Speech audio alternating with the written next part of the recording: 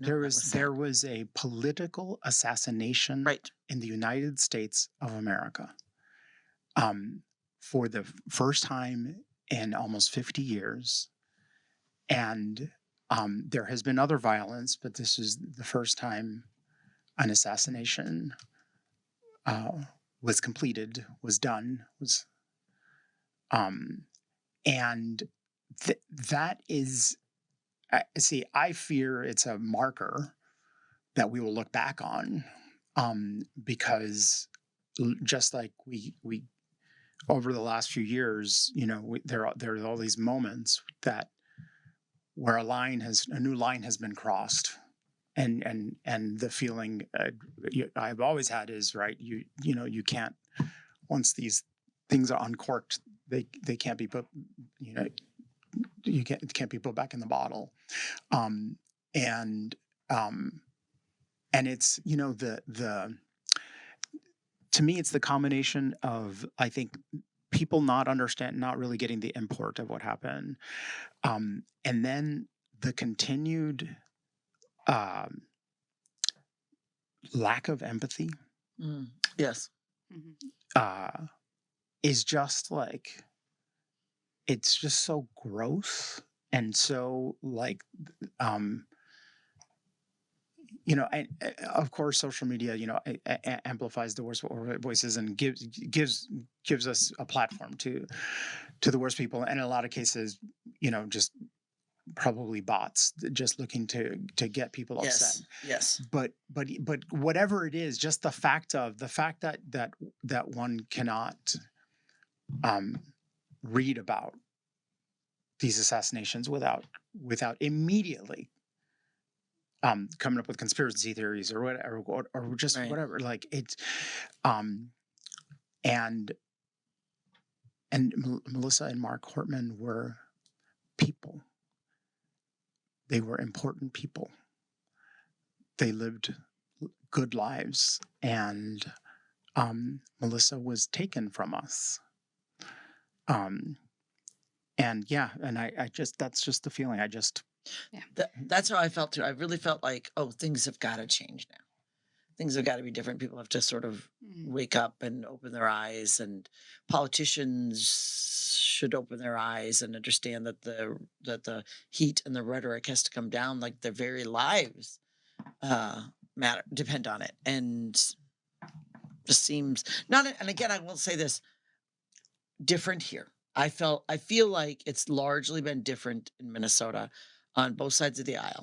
From actual electeds, not the Twitter trolls and pundits.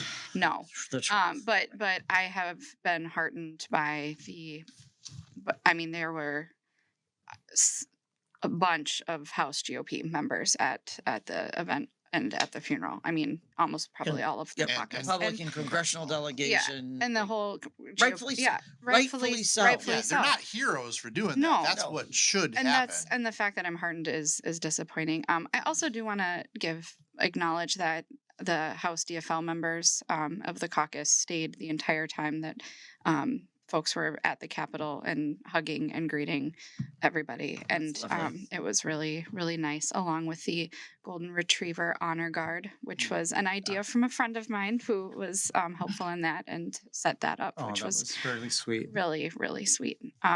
So it was beautiful, and it was worthy of her greatness.